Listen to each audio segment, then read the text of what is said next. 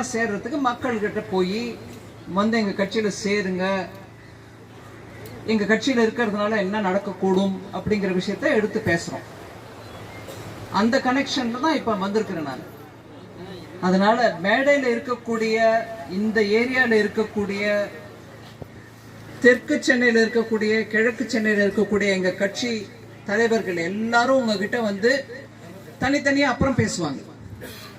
நான் சில பொதுப்படையாக இருக்கக்கூடிய விஷயங்களை உங்க முன்னாடி சொல்ல விரும்புகிறேன்.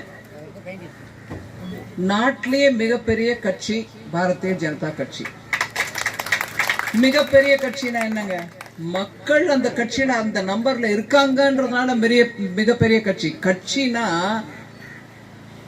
பெரிய கட்டடம், அது முக்கியமான பிரதான சாலையில பெரிய கட்டடம், அந்த கட்டடத்துல ஒரு பெரிய 100 அடி உயரத்துல கொடி, அது இல்லைங்க கட்டடம். அது கட்சி, அது இல்லை.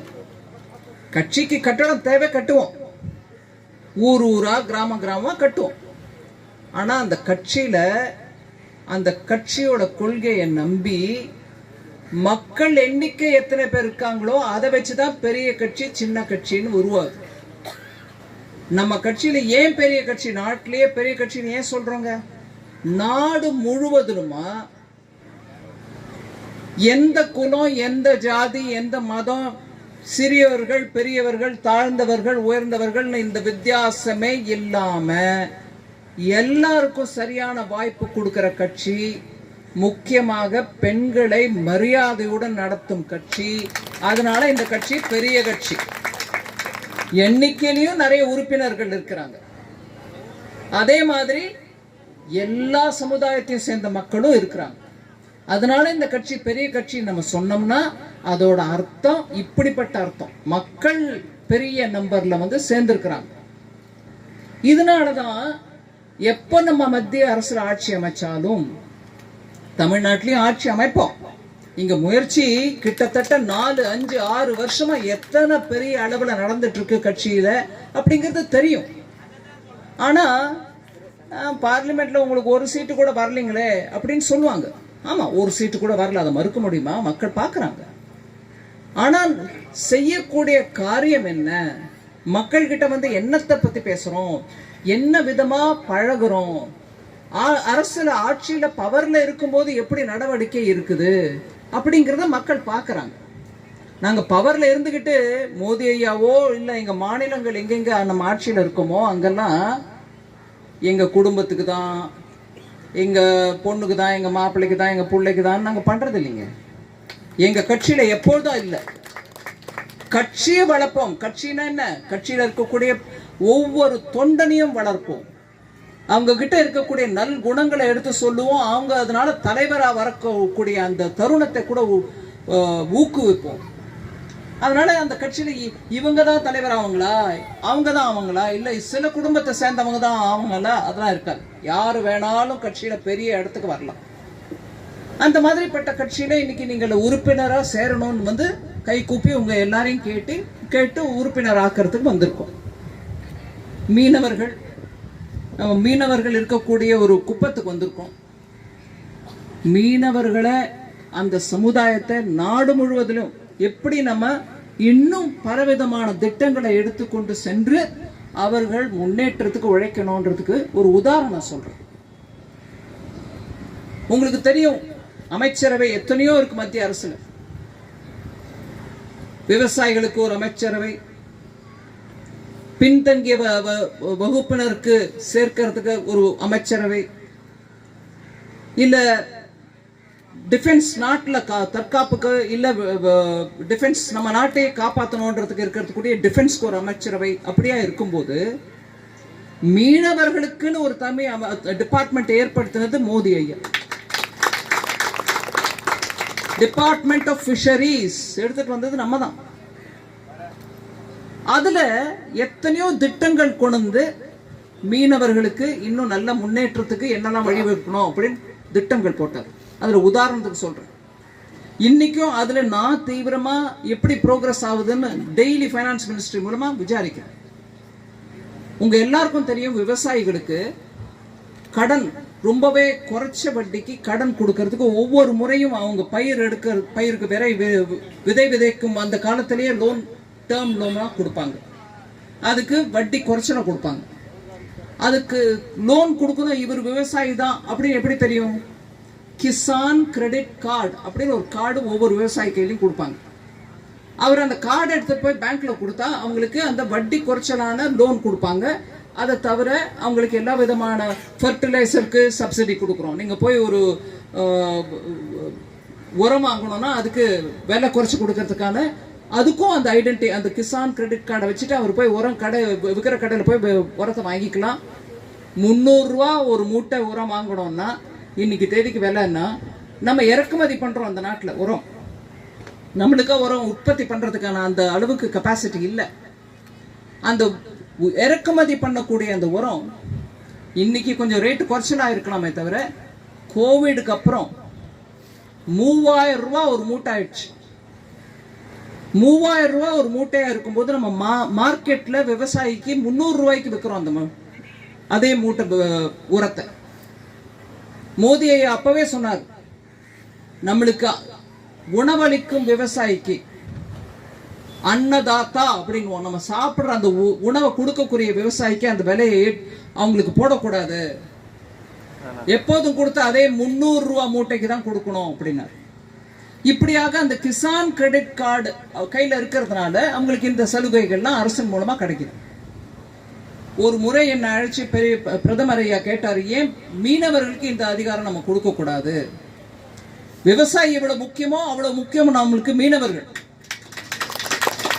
அதனால இன்னைக்கு அந்த கிசான் கிரெடிட் கார்டு அப்படின்னு கொடுக்கறதுல மீனவரும் கடல்ல இருக்கக்கூடிய விவசாயி கடல்ல மீனை பிடிச்சுக்கிட்டு எடுத்துட்டு வரவ நிலத்துல எப்படி உற்பத்தி பண்றாரோ அதே மாதிரி விவசாயி தான் கடல்ல இருந்து அவங்க உற்பத்தி பண்றாங்க. அவங்களும் கடல் விவசாயி தான். அதனால இந்த கிசான்ங்கிற அந்த வார்த்தை ஹிந்தியில விவசாயின்ற அர்த்தம் மீனவ விவசாயிகளுக்கும் சேரும் அப்படின்னு இன்னைக்கு அந்த கிசான் கிரெடிட் கார்டு ஃபிஷர்மேனுக்கும் வருது.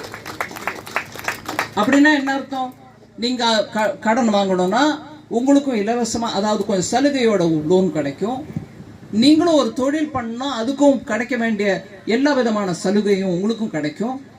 இதை தவிர மீன் பொருட்களை ஆண்கள் மீனவர்கள் கடலுக்கு போறாங்க, எடுத்துட்டு வராங்க, வேட்டைக்கு போய் தெலுங்குல வேட்டைன்னு கடல்ல போய் வேட்டைக்கு போயிட்டு வராரு, கடல்ல இருந்து எடுத்துட்டு வராங்க மீன். அந்த மீனை காய வச்சு ஆற வச்சு பதனிடுறது பெண்கள். அந்த பெண்களுக்கு நம்ம என்ன கொடுக்குறோம்? சின்ன சின்ன லோன்ஸ் கொடுக்க முடியுமா? அவங்க அந்த பொருளை சரியா பேக் பண்ணி இல்ல ஆற வச்சு உப்பு போட்டு பதனிட்டு அதை வெளியில மார்க்கெட்டுக்கு எடுத்துட்டு போனோம்னா எப்படி? அதுக்கும் ஒரு திட்டம் போடுங்க. அதனால விவசாயிகளுக்கு ஆண்களோ பெண்களோ FPO அதாவது ஃபார்மர் ப்ரொடியூசர் ஆர்கனைசேஷன் ஒன்று பண்ணுங்க. அவங்க உற்பத்தி பண்ற பொருளை வித்து அதுல இருந்து ஆதாயம் சம்பாதிக்கிறதுக்கான ஒரு FPO அப்படிங்கிற ஒரு குழுமத்தை அமைங்க. நார்மலா கோஆபரேட்டிவா இருக்கலாம். ஆனா கோஆபரேட்டிவ்ல ஆதாயம் அவ்வளவா கிடைக்கிற மாதிரி தோணலையே, அதனால இது வேற ஒரு விதமா பண்ணுங்கன்னு ஃபார்மர் ப்ரொடியூசர் ஆர்கனைசேஷன் பண்ணோம். இப்ப கடல்ல போறவரும் ஒரு விவசாயி தான் அப்படிங்கும் போது அது அந்த farmer producer organisation fisherman producer ஆர்கனைசேஷனா கூட இன்னைக்கு பண்ணுங்க. பெண்கள் மீனவர் குடும்பத்தை சேர்ந்த பெண்களோட இந்த மாதிரி குழுமம் அமைச்சு அவங்களுக்கு அந்த குழுமத்துக்கு தேவையான பணம் கொடுங்க. அவங்க தொழிலை பண்ணிக்கிட்டோம், இல்லை இன்னும் கொஞ்சம் விவரமா பண்ணணும், எக்ஸ்பேண்ட் பண்ணணும்னா அவங்களுக்கு பேங்க் மூலமா கடன் கொடுக்கறதுக்கு ஏற்பாடு பண்ணுங்க. முத்ரா லோன் ஸ்கீம்ல அவங்களையும் சேர்த்துக்கங்க.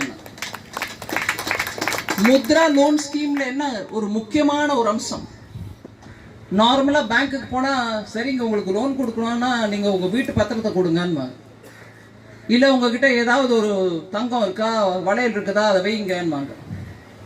அந்த மாதிரி ஒரு செக்யூரிட்டி இல்லாம லோன் கொடுக்க மாட்டாங்க பேங்க்ல. அது பேங்க் ரூல், நம்ம அதை மாற்ற முடியாது. ஆனா மோடி ஐயா சொன்னார், நான் கேரண்டி கொடுக்குறேன், தங்கமோ இல்ல நிலப்பட்டாவோ இல்ல அவங்க வீடுக்கு மன பேப்பரோ தேவையில்லை. அவங்களுக்கு PM முத்ரா ஸ்கீம்ல கூட கேரண்டி இல்லாம லோன் கொடுக்கணும், கேரண்டி கவர்மெண்ட் கொடுக்குது அப்படின்னு மோடி ஐயா அந்த திட்டத்தை எடுத்துட்டு வந்தார். இன்னைக்கு நீங்க ஒரு வேளை உங்களுக்கு கொஞ்சம் கடன் கிடைச்சா நான் என்னோட வியாபாரத்தை நல்லா பண்ணுவேன், மீன் வியாபாரம் இன்னும் நல்லா நடக்கும் அப்படின்னு தோணுச்சுன்னா பேங்க்ல போய் நீங்க அதுக்கு தேவையான பத்திரம் பேப்பர் ஒன்றும் காட்ட வேணாம். நீங்க போய் எனக்கு நான் மீனவ சமுதாயத்தை சேர்ந்து போய் இந்த கிராமத்தில் இருக்காங்க, எங்களுக்கு லோன் வேணும், அந்த முத்ரா மூலமா எங்களுக்கு லோன் கொடுங்க அப்படின்னா உங்களுக்கு கொடுப்பாங்க. ஒருவேளை உங்களுக்கு கஷ்டமா இருக்கு கிடைக்கல அப்படின்னா எனக்கு செய்தி அனுப்புறதுக்கு யார வேணாம், இங்க இருக்கிறவங்க தலைவங்க எல்லார் கையிலும் பேப்பர் கொடுங்க. ஏங்க நான் போன பேங்க்ல அந்த அம்மா வந்து சொல்லிட்டு போயிடுச்சு, பேங்க்கு பணம் கொடுக்கல அப்படின்னு எனக்கு விவரம் கொடுங்க. எந்த பேங்க் உங்களுக்கு மறுக்கிறாங்க நான் பாக்குறேன். இது ஒண்ணுங்க. இன்னொன்னு இதே மாதிரி திட்டம். இப்ப இங்க நீங்க கடலோரத்துல இருக்கீங்க, உங்களுக்கு கிடைக்கிற மீனை பதம் பண்ணிட்ட பிறகு திருவான்மையூர் மார்க்கெட்ல போய் தெருவோரத்துல கடையை வச்சுட்டு இல்ல ஒரு தள்ளு வண்டியில நின்றுகிட்டு வியாபாரம் பண்றீங்க. உங்களை யாரும் பேங்க்ல கூப்பிட்டு உங்களுக்கு கடன் வசதியோ எதுவும் கொடுக்க மாட்டாங்க.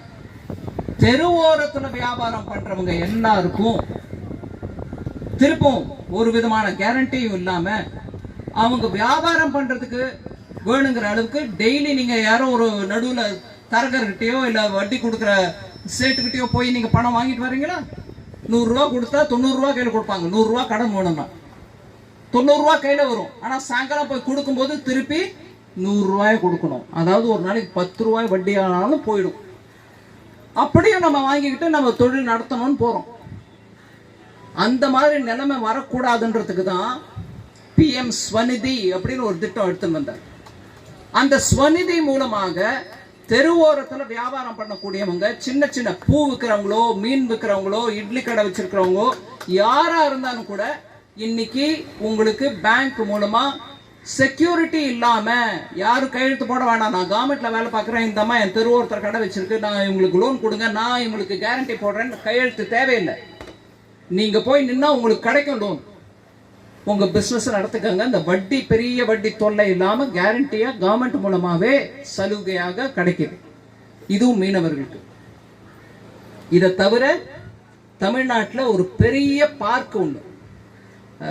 எனக்கு தெரிஞ்சு தூத்துக்குடி பக்கத்தில் எங்கேயோ வைக்கிறாங்கன்னு கேள்விப்படுறேன், எனக்கு தெரியாது விவரம். ஆனா மத்திய அரசோட திட்டம் சீ ஃபுட் பெரிய பார்க். அதாவது இப்போ கடல் மாஸ்ங்கிற இங்கிலீஷ்ல, அத தமிழ்ல என்ன சொல்லுவீங்க? இந்த மாஸ் பாசை, கடல் பாசி, அதை எடுத்து ப்ராசஸ் பண்ணி இன்னைக்கு வெளிநாட்டில் அது ஒரு பெரிய மருந்தா போகுது. எனக்கு தெரிஞ்சு முதல்ல பாண்டிச்சேரியில, புதுச்சேரியில ஸ்பிருலினா அப்படிங்கிற பேர்ல கடல் பாசியிலேருந்து வரக்கூடிய பதமிட்ட பொருளை மருந்தா தயாரிச்சு மாத்திரையா வித்துட்டு இருந்தாங்க. இல்ல அது உப்பு மாதிரி சின்ன தூள் தூளா பண்ணி கொடுப்பாங்க. அதை நீங்க என்ன சாப்பாட்டுல வேணாலும் அது மேல தூவிக்கிட்டு அதை சாப்பிட்டீங்கன்னா நல்ல உங்களுக்கு எல்லா விதமான விட்டமின்ஸும் கிடைக்கும்ன்றது சயின்ஸ்ல நிரூபிக்கப்பட்டிருக்கு. அந்த கடல் பாசியை ப்ரோசஸ் பண்ணி பெரிய விதத்துல ஏற்றுமதி பண்ணணும்ன்ற அந்த திட்டத்தையும் எடுத்துட்டு வந்து அது தென் தமிழ்நாட்டில் எங்கேயோ பெருசா வச்சிருக்காங்கன்னு கேள்விப்படுறேன். அந்த கடல் பாசியை ப்ரோசஸ் பண்றதுக்கு நீங்க வேற எங்கேயாவது கூட நீங்க மீனவர்களா சேர்ந்து ஒரு குழுமம் அமைச்சு ஃபிஷர்மேன் கோஆபரேட்டிவ் FPO ஃபார்ம் பண்ணீங்கன்னா அதுக்கும் மத்திய அரசு உங்களுக்கு பணம் கொடுத்து உதவுறதுக்கு தயாரா இருக்கு.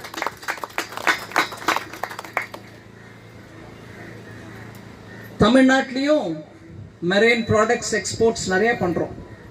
அதுல பல விதமான வெரைட்டி இருக்கு. ப்ரான் அதுல ஒரு பெரிய அம்சம். Prawn, shrimp. இந்த ப்ரான் அண்ட் ஷ்ரிம்ப் ஏற்றுமதிக்கு பீமவரம் ஆந்திர பிரதேஷ்ல ஒரு பெரிய சென்டர் ஆரம்பிச்சோம். அங்க இருக்கக்கூடிய மீனவர்கள் அதுல இருந்து நிறைய பயன் அடைஞ்சு இன்னைக்கு ஜப்பானோ, கொரியாவோ, அமெரிக்காவோ, யூரோப்புக்கோ நம்ம கடல்ல இருந்து கிடைச்ச ப்ரானோ, இறால், ஷ்ரிம்புக்கு என்ன சொல்றீங்கப்பா, இறால் ஏற்றுமதி பெரிய அளவுல நடக்குது. அந்த அளவுல நம்மளுடைய தமிழ்நாட்டின் கடலோர பகுதியில் அந்த மாதிரி ஏற்றுமதிக்கு தகுந்த விதத்துல நம்மளும் முன் வர்றதுக்கு பல விதமான திட்டங்கள் இருக்கு. நம் மீனவ சமுதாயத்தை சேர்ந்தவங்க எல்லாருக்கும் நான் கைகூப்பி விண்ணப்பிக்கிறது என்னன்னா, நீங்களும் அந்த மாதிரி ஏற்றுமதியில பங்கு ஏற்கணும்னா அதுக்கு சரிவர நிறைய திட்டம் இருக்கிறதுனால நீங்களும் பங்கேற்கணும். வெளிநாட்டுக்கு ஒரு பொருள் ஏற்றுமதி ஆச்சுன்னா அந்நிய செலாவணி மூலமா உங்களுக்கு கையில கடக்கூடிய பணம் நம்ம நாட்டிலே அதை விற்றதுக்கு 3 மடங்கு 4 மடங்குக்கு மேல உங்களுக்கு கையில பணம் வருது. அதனால ஏற்றுமதிக்கும் நம்ம பல விதத்துல முயற்சி பண்ணணும். கடல் பொருள்கள் ஏற்றுமதிக்கு பல விதத்துல முயற்சி பண்ணணும். கடைசியா ஒண்ணு சொல்லிட்டு முடிச்சிடுறேன். இன்னும் நிறைய இருக்கு விஷயம் சொல்றதுக்கு. பட் நார்மலா மீனவர்கள் உடனே பெரிய பெரிய டீப் சீ ட்ராலர் வச்சுட்டு போறவங்க தான் நல்ல வியாபாரம் பண்ண முடியும், பெரிய மீன்களை பிடிக்க முடியும்வாங்க. அது உண்மையா இருக்கலாம். ஆனா WTO போன்ற உலக வர்த்தக மகாநாடு பெரிய சபை, அது எல்லா நாட்டிலேருந்து வருவாங்க. அது அங்க பெரிய பெரிய கப்பல் வச்சிருக்கிறவங்களுக்கு வியாபாரம் நல்லா நடக்கணும்ன்றதுக்கு பல விதமான விஷயங்கள் பேசுறாங்க. ஆனா நம்ம நாட்டிலேருந்து மோடி ஐயா சொன்னதின் அவருடைய கைடன்ஸின் மேற்கு அங்க போய் தமிழ்நாட்டிலையும் சரி, நம்ம பாரத நாட்டு கடலோர பகுதிகளிலும் சரி, பல 1000 வருஷங்களாக ட்ரெடிஷனல் ஃபிஷர்மேன் இருக்காங்க. அவங்க பரம்பரையா எங்க கடல்ல மீன் பிடிச்சவங்க தான். மீன் வளத்தை, கடல்ல இருக்கக்கூடிய வளத்தை குறை இல்லாம அவங்களுக்கு எப்படி வேணுங்கிற அளவுக்கு எடுத்துட்டு வர முடியும், அதை மக்களுக்கு விற்க முடியும், அதன் மூலமாக பலவிதமான பொருட்களை தயார் பண்ண முடியும்ன்றது அளவா எடுத்துட்டு வந்து வியாபாரம் பண்ணிட்டு இருக்கக்கூடிய ஒரு கலாச்சாரம், பண்பாடு நம்ம கிட்ட இருந்திருக்குன்றதை எடுத்து சொல்லி, பெரிய பெரிய டீப் சீ ட்ராலர் மூலமா கடல்ல இருந்து எடுக்கக்கூடிய அந்த அளவுக்கு இவங்க பண்ணதில்ல, கடலை எக்ஸ்ப்ளாய்ட் பண்ணல, சரியா உபயோகிச்சாங்க. அதனால ட்ரெடிஷனல் ஃபிஷர்மேனுக்கு பல 1000 வருஷங்களாக நம்ம கடலோரத்தில் இருக்கக்கூடிய மீனவ சமுதாயங்களுக்கு எந்த விதத்திலையும் நஷ்டம் வராம பாத்துக்கணும்ன்றதுக்கு நாங்க WTOல போராடிட்டு இருக்கோம். நான் இதை உங்களுக்கு ஒரு அஷூரன்ஸா உங்களுக்கு சொல்ல விரும்புறேன். ட்ரெடிஷனல் ஃபிஷர்மேனுடைய அதிகாரங்கள் எந்த விதத்திலையும் குறையாம இருக்கிறதுக்கு போராடிட்டு இருக்குமே தவிர, எதிர்பிரச்சாரம் பண்ணக்கூடிய எதிர்கட்சிகள் எல்லாரும் இல்ல நம்ம ஏழை மீனவர்களோட வாழ்வாதாரம் போயிடும் அப்படின்னு பொய் பிரச்சாரம் பண்றாங்க. நீங்க பேப்பர்ல என்ன வருதோ என்னவோ, அங்க இருக்கக்கூடிய ரெக்கார்ட்ஸ் நீங்க உங்க இளைஞர்கள் மூலமாக வலைத்தளத்துல போய் பாருங்க. அங்க நடக்கிற சண்டை என்ன. நம்மளுடைய பல வருஷங்களாக, பல ஆயிரக்கணக்கான வருஷங்களாக இருக்கக்கூடிய மீனவர்களுடைய அதிகாரங்கள் குறையாம இருக்கிறதுக்கு நாங்க போராடிட்டு இருக்கோமே தவிர, இங்க நடக்கிற பொய் பிரச்சாரத்துல வர விஷயத்தை நீங்க நம்ப வேண்டாம். மீனவர்களுடைய வாழ்வாதாரத்தை நல்லபடியா முன்னேற்றம்னு முயற்சி பண்ணிட்டு இருக்காரு மோடி. அதனால நீங்க தயவு பண்ணி சில விஷயங்களை நல்லா புரிஞ்சுக்கிட்டு, அதற்கு ஏதுவா கவர்மெண்ட் கொண்டு வர அந்த பாலிசி மூலமாக நீங்களும் உங்க வாழ்வாதாரத்தை நல்லபடியா வளமா ஆக்கிக்கணும் அப்படிங்கிற அந்த எண்ணத்தோட செயல்படுற இந்த கட்சி பாரதிய ஜனதா கட்சி. இந்த கட்சியில நீங்க எல்லாரும் இன்னைக்கு முன் வந்து உறுப்பினரா சேர்றதுக்கு வந்தவங்க உங்க எல்லாருக்கும் வாழ்த்துக்கள், நன்றி. எனக்கு இந்த பேச்சு உங்க முன்னாடி பேசுறதுக்கான வாய்ப்பு அளிச்ச தலைமை எல்லாருக்கும் என் வணக்கத்தை தெரிவித்துக்கிறேன்.